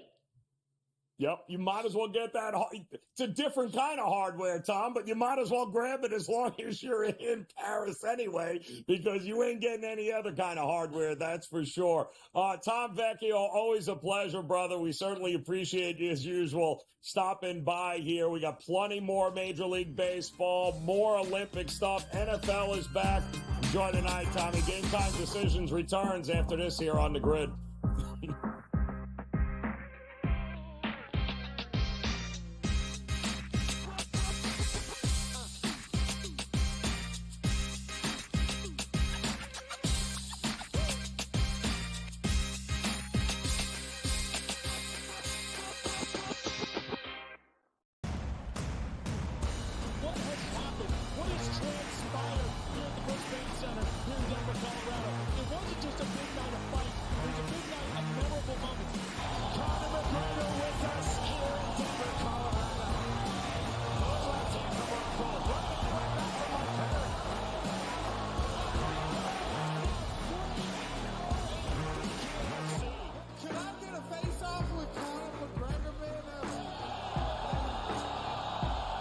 It's an incredible setup here, incredible matchmaking, incredible storytelling. Oh, you had to come here.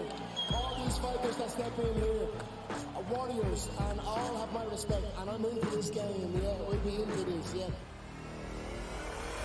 We arrive here in the Maverick Center here in Salt Lake City, Utah. Folks, what a night. It is going to be historic indeed for BKFC 56.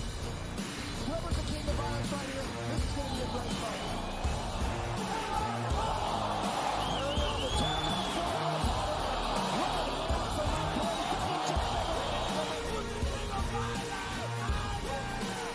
Combat fighting in its purest form, bare knuckle fighting in the city of angels.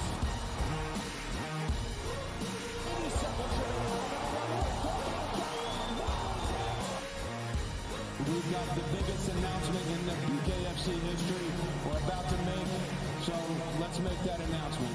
What's up, Knucklemania? The notorious Conor McGregor here. Ladies and gentlemen, the huge announcement that I have for you today. Conor McGregor, myself, and McGregor Sports and Entertainment is now an owner of Bare Knuckle Fighting Championship. Welcome to the big leagues. David Feldman, baby, we did it. He's now an owner of BKFC with us, and we're going to take this motherfucking thing all the way to the top now.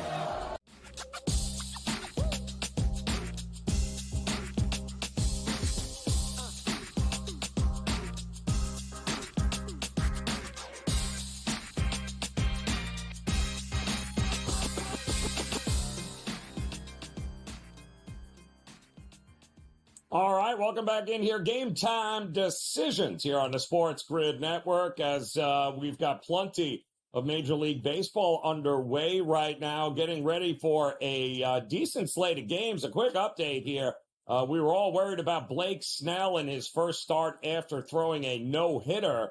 Well, the Giants have already given him a lead, 1-0 over the Nats. They're in the top of the third inning there. The Pirates have scored 3 quickly off of Michael King. It's a 3-1 game there. And anybody who said the Marlins can't hit lefties, they might have heard you because it's 5-0 Marlins right now over the Reds here. And yikes, we'll see if they can hold on to the lead. That's always the big question. Coming up, game 2 of the Yankees and the Angels. Yankees already won game 1. They'll see if they can get the sweep going. Also, Brewers, Braves underway. And the game that I'm looking forward to is the Rays and the Cardinals coming up at Busch Stadium here as Eric Fetty is going to take the mound at home now. No longer a White Sox, was traded. This is his second start for the Cardinals, taking on Taj Bradley and the Rays. And the Rays, because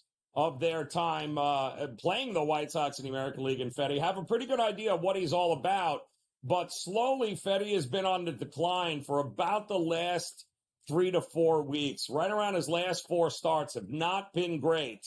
And it seems like he's running out of steam a little bit here and having a hard time finding his location. And on a hot, humid night in St. Louis, for a fly ball pitcher, that spells danger. In the meantime, Taj Bradley has been great, especially as of late for the Rays. Again, the Cardinals don't know an awful lot about Taj Bradley, so certainly advantage Rays. The strikeout props are interesting. Can Fetty get enough strikeouts against the Rays to go up and over? And I think his number was realistic. I think it was 4.5 in that one. I think Taj Bradley at plus money over 5.5 Ks is not a bad look. Oh, Fetty is also 5.5 Ks there. I don't think he gets that. I don't think he gets it because he's still trying to figure out the mechanics and the location issue. And keep in mind, he's with a new catcher who doesn't know anything about him. There's not a lot of camaraderie there, not a lot of understanding.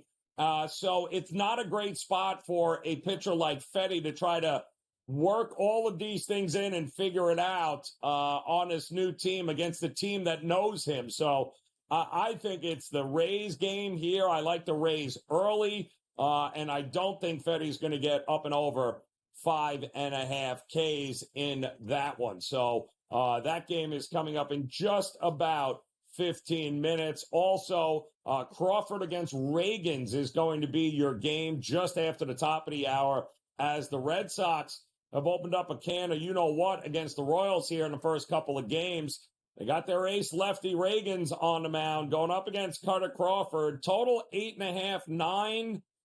Is it me in a hot, humid night in Kansas City at Coliseum Stadium? How are we not getting up and over this? Unless you think Reagans has got what it takes to shut down this Red Sox lineup. He has done it before here, earlier starts, but that was in Fenway Park, also a hitter's ballpark. That 8.5 feels awfully low to me. It feels like it's a good spot maybe that we can get an over in that one there. Don't forget, of course, coming up tomorrow and Friday, you got to love that we have got NFL preseason football back, and sign me up. I am looking forward to it. I'm also looking forward to Friday's Atlanta and Miami Dolphins game. And for no other reason, and we know a lot of the stars will barely play a snap, if at all, and there are quite a few of them here on the field, but they have been practicing together. We've got decent quarterback depth in this game here, too. Keep in mind, Mike White, Skylar Thompson for the Dolphins. Very familiar with the system there. Both of these guys have been there, have had their snaps with the Dolphins. So they are very versed in what the Dolphins are trying to do. But am I the only one? I can't wait to see Michael Penix and Taylor Heineke. Not to mention Nathan Rourke for the Falcons, because keep in mind, Kirk Cousins, ain't sniffing the field here in preseason, which means we're probably going to get a healthy dose of their number one draft pick to already replace him in Michael Penix. Looking forward to seeing how this works out here. We'll have a lot more on the upcoming NFL preseason games when Game Time Decisions continues here on the Grid.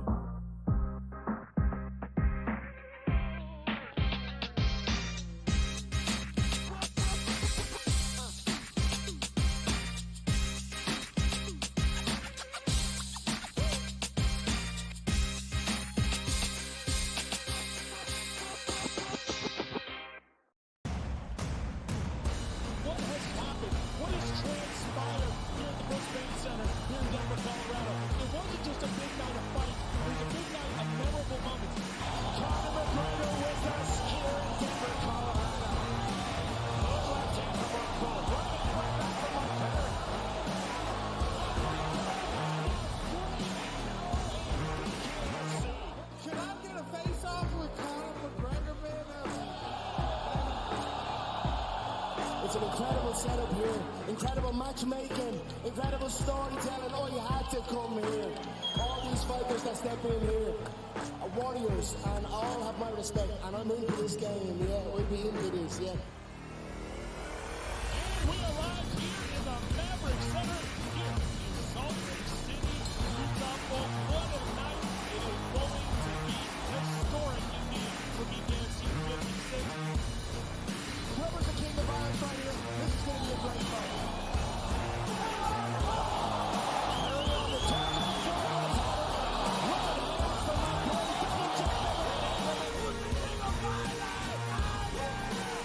Combat fighting in its purest form, bare knuckle fighting in the city of angels.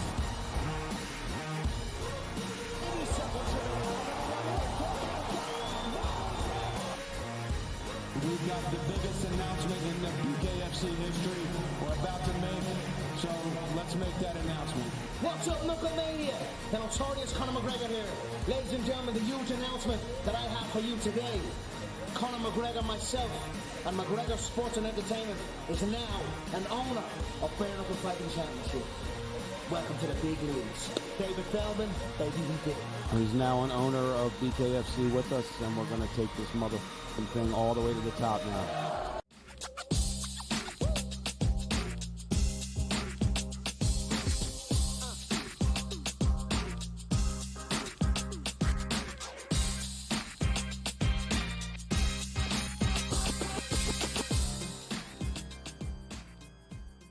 All right, welcome back in here. Game Time Decisions on this Wednesday in the SportsGrid Network. I'm Joe Raineri, joined by our good friend Mark Zinno here as we've got some good Major League Baseball games coming up, just underway. In fact, also in Toronto, as it looks like the runs are starting to come across for both teams right now. 2-1, Baltimore on top. They're in the bottom of the first with Toronto threatening. Also, Zen, I don't know how you feel about the whole, a guy throws a no-hitter, I got to fade him the next game. It didn't work for Dylan Cease a couple of weeks ago, and it doesn't appear to be working for the Nats with Snell. They're up 2-0 Giants right now. How did you approach that one? I backed the Giants in the first five. Replaced Snell, laid the half run. So I like the start that we're getting here. Fingers crossed it continues. But Snell has been insane his last five. We looked at these numbers. The guy's gone 33 innings. He's given up just 8 hits and 2 runs. That includes 2 one-hitters, a 2-hitter, and a no-hitter. He struck out 41 batters in 33 innings in his last 5 outings. So he's been absolutely insane. I'm riding the hot streak here. No reason to, especially against a Nationals lineup that isn't all that great against lefties. Kind of like top of the bottom third, around 20th, 21st in the league against lefties and batting average OPS, WRC plus. Got a good matchup that we're looking for. Giants bats already getting to Jake Irvin, which is what, we wanted here early on, but still got some innings left here before we can celebrate this one.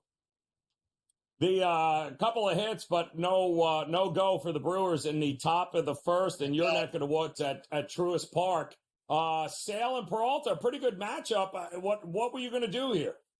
Did the same thing. After a 10-0 beatdown yesterday, I backed the Braves in the first 5, laying the half a run here. Just, the money line prices not favorable enough. And Sale has gone 8 consecutive starts allowing 2 runs or less, and 14 of 15 starts dating back to the end of April where he's allowed 2 runs or less. So lock, stock, and barrel here. If you get normal Chris Sale, which is what 2 runs or less here, I want to try to believe in the Braves bats that they're going to turn around and be able to put up a 3 spot at least here over the course of the first 5 innings against Peralta, who has been average. Like, his numbers are average. They're average at home. They're average on the road. But here's the biggest thing.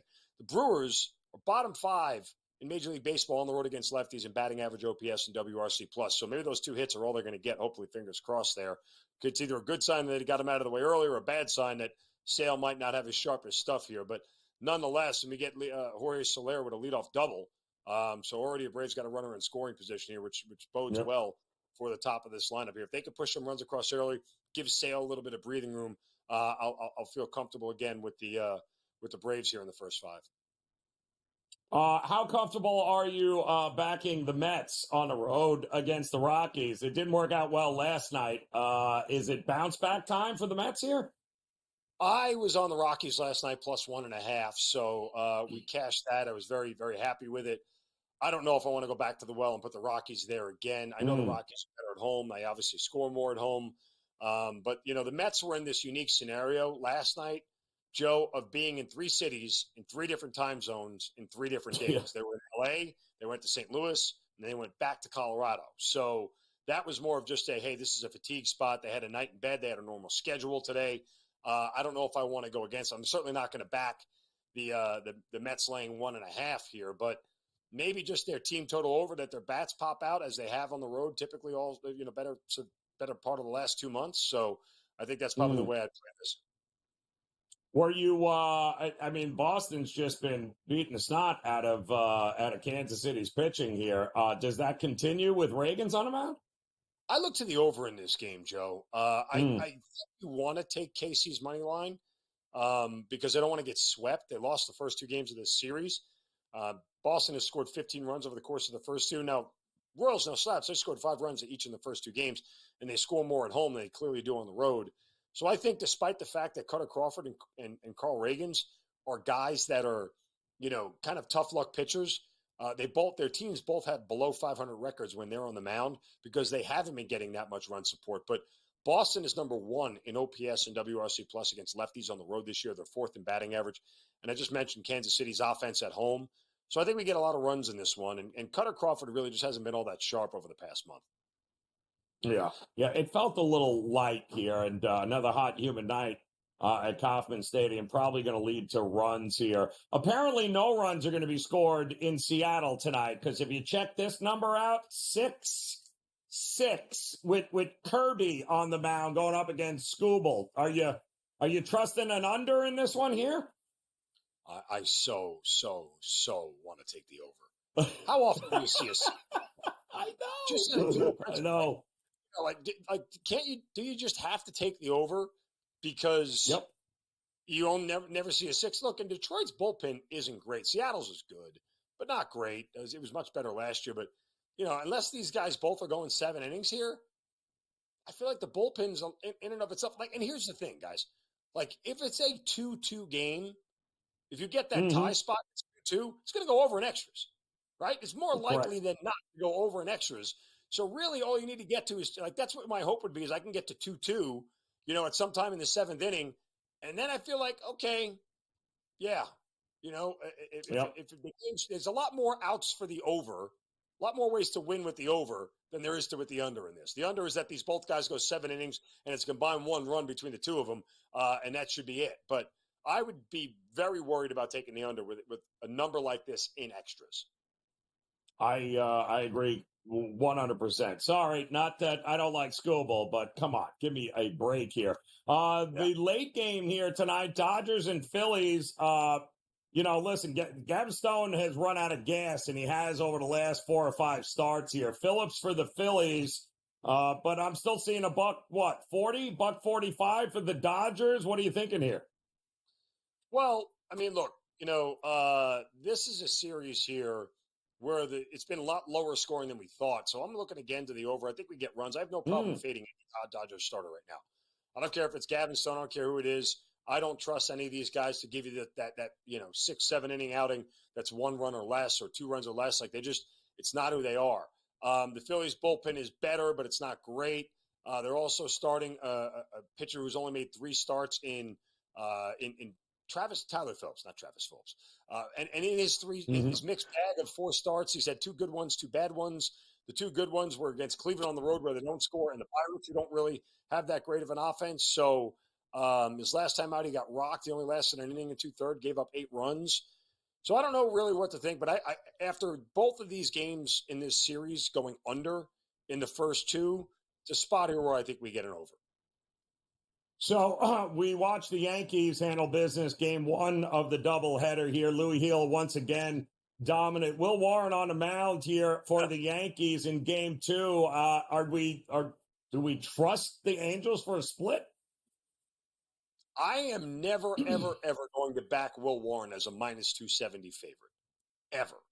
Like just flat. Will freaking Warren? I mean, the guy looks like an accountant. Okay, he's probably a plumber on the weekends. I'm not. There's no that price when I saw it this morning.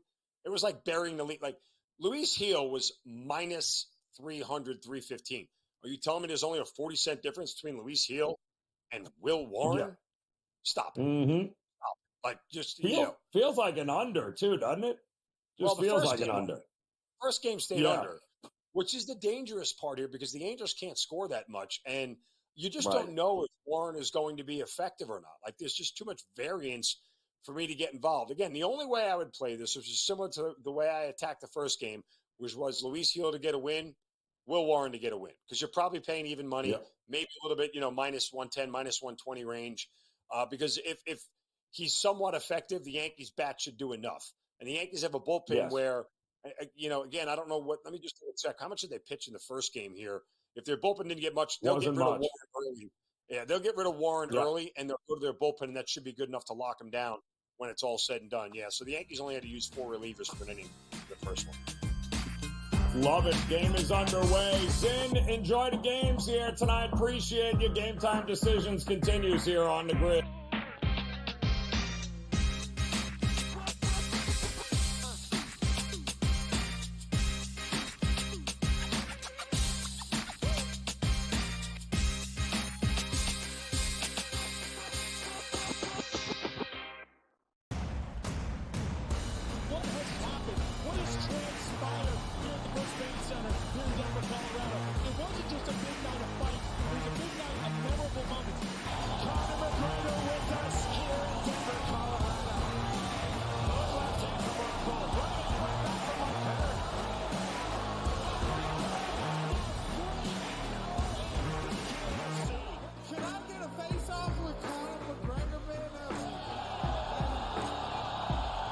It's an incredible setup here, incredible matchmaking, incredible storytelling. Oh, you had to come here.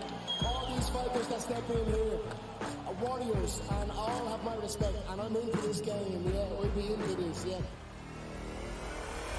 We arrive here in the Maverick Center here in Salt Lake City, Utah. What a night. It is going to be historic indeed for BKFC 56. Whoever's the king of violence right here, this is going to be a great fight.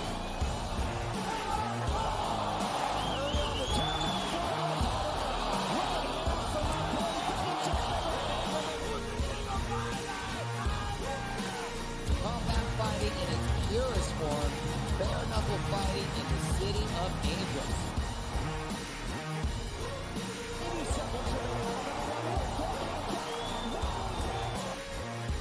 We've got the biggest announcement in the BKFC history we're about to make, so let's make that announcement. What's up, Knucklemania? The notorious Conor McGregor here. Ladies and gentlemen, the huge announcement that I have for you today. Conor McGregor, myself, and McGregor Sports and Entertainment is now an owner of Bare Knuckle Fighting Championship. Welcome to the big leagues. David Feldman, baby, we did it. He's now an owner of BKFC with us, and we're going to take this motherfucking thing all the way to the top now.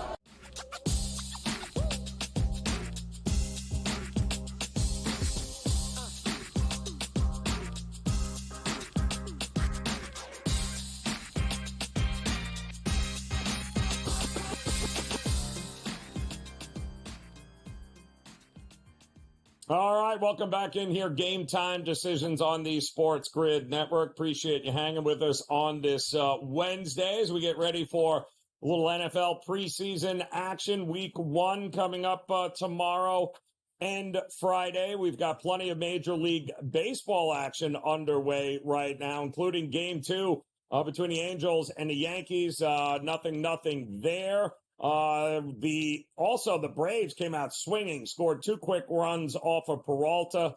Freddie Peralta, Chris Sale on the mound for Atlanta, and it is 2-0 now, top of the second. Coming up top of the hour, a little in-game live primetime, be covering all this action for you with the man, Scotty Wetzel, in the house joining us here. And Scott, we got, I think, a couple of interesting games here on the slate, Major League Baseball, for some of these late games, including what the Royals, what happened here? I thought, Lugo, everyone's getting lit up by Boston here. They got Reagans on the mound tonight. Are you comfortable thinking Kansas City gets back one? I would think so, right? I mean, my Reds, I will say about my Red Sox, they are a streaky team. Boy, home or away, if you bet on them for the beginning of the year on whatever they did the previous game, I guarantee, without knowing for sure, you'd be way ahead. They are as streaky as anybody. But that said, to get a road sweep at Kansas City, that's tough to do. Kansas City is actually a very, very good home team. Red Sox are a terrific road team, better on the road than they are at home. But I'm going Kansas City. With Cutter Crawford on the hill for the Red Sox, they're only 8-14 in his 22 starts. He's given up 5 runs or more in 3 straight games. So throw that in there. They used up, the bullpen last night, so they probably won't have their closer for the both Sox. So give me Kansas City. I'd like the Royals to salvage 1 game in this 3-game series. Yeah, they got to get something done here. We were just talking to Mark Zinno and laughing at this total in Seattle tonight. It's got to say more about the lineups than it is these 2 starting pairs. I mean, I love School, but don't get me wrong. But Kirby, you're making it seem like it's Scherzer, DeGrom back in the day. Like, what are we doing here with a flat 6, Scotty? Yeah, we were on the 6.5 yesterday. Me and Sherpan talked about that. He found it even at 6, and then the game went over. I don't trust Seattle that much, so I'm going to go over 2.5 runs, Detroit Tigers. I can see Seattle scoring a run, no runs, 2 runs, maybe against Skubal with his A game. But I can't see Detroit not getting at least 3 runs. They've had 3 runs or more, Joe, in 17 of their last 23 games. That's a pretty good number. George Kirby, pitcher for Seattle, pretty good. I'm not going to knock him. But in his 23 starts, the opposing team, not necessarily against him, but the opposing team has had 3 runs or more, 14 out of the 23, 14-9. So add that along with the Detroit Tiger numbers. I think the Tigers get to 3 runs. I'm not going to worry about having to get some runs out of Seattle, which you couldn't hit their way out of a paper bag. So give me over 2.5 runs, Detroit Tigers tonight. Yeah, I like that way. I just thought 6 is absurd here. By the way, it's not 20-mile-an-hour winds in at Wrigley, by the way. I mean, give me a break. The late game, though, with the Dodgers and the Phillies, I thought more Phillies money would come in and push this towards them, but the Dodgers, the market's still holding strong here around minus 140, 145. I mean, Gavin Stone is running out of steam, Scotty. We're seeing it. We've seen it over the last 4 or 5 starts. What are we doing in this one? Yeah, I'm gonna go. This is more of an anti-Philadelphia play, Joe. I know they won last night, and give them all the credit they did, but they're still 5-12 since the All-Star break. I mean, 7 of 9, 5 of 12 overall. They're not hitting the ball, strikeouts galore. The Dodgers, for all their faults, and Gavin Stone, they are 13-7 in his 20 starts this year. So you got a small price to pay. They're 15-3. Their last 18 times as a minus 150 home favorite or less, which they are tonight. I mean, Dodgers minus 140 or so, depending on where you do your shopping, against a struggling Phillies team.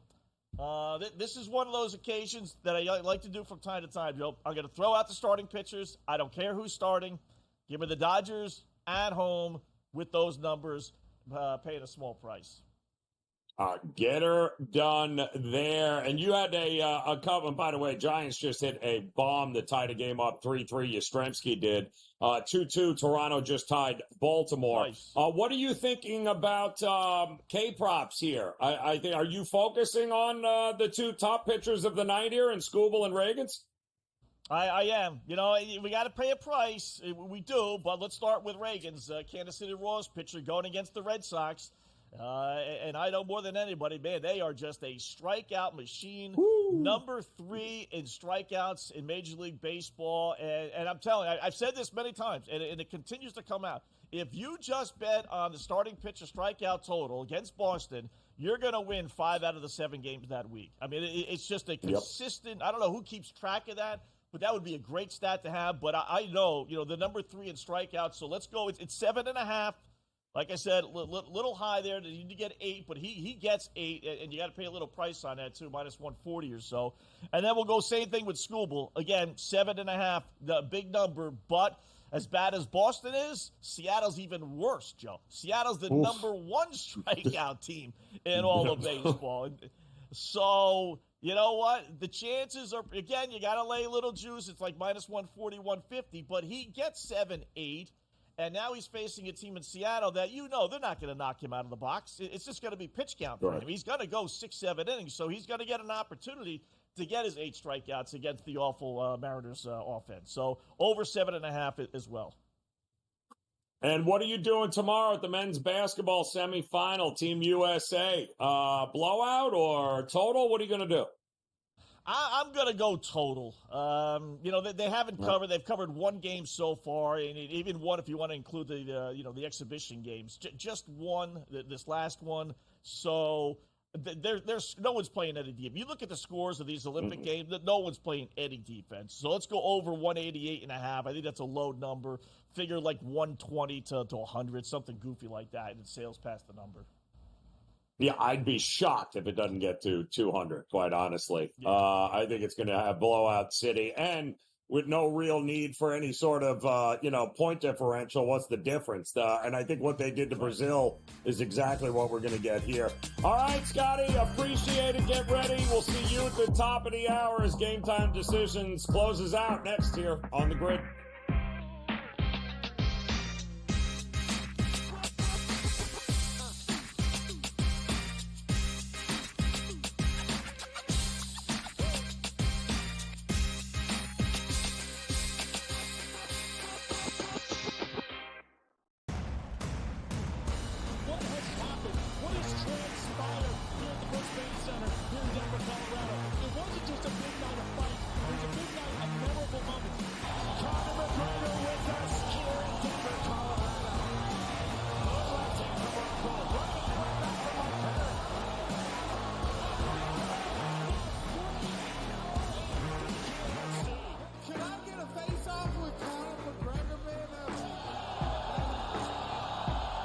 It's an incredible setup here, incredible matchmaking, incredible storytelling. Oh, you had to come here. All these fighters that step in here are warriors, and all have my respect. And I'm into this game, yeah. We'll be into this, yeah. We arrive here in the Maverick Center here in Salt Lake City, Utah. What a night! It is going to be historic indeed for BKFC 56. Whoever's the king of violence right here, this is going to be a great fight.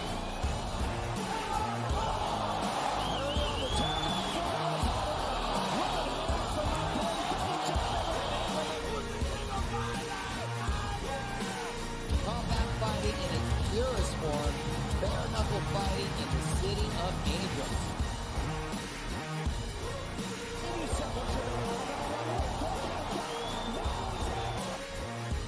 We've got the biggest announcement in the BKFC history we're about to make, so let's make that announcement.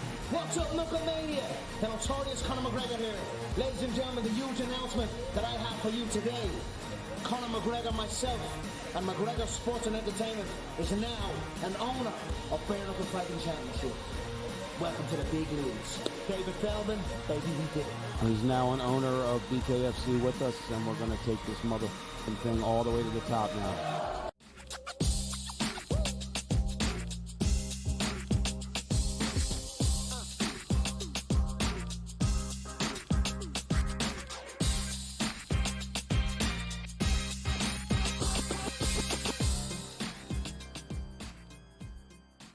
All right, welcome back in here. Game Time Decisions as we look to close out this edition. But don't worry, we've got in-game live primetime coming up next. There, Scotty Wetzel and Dave Sherapan got plenty of Major League Baseball action going on. Of course, they'll have a recap of what happened in the Olympics today. A lot of gold medals.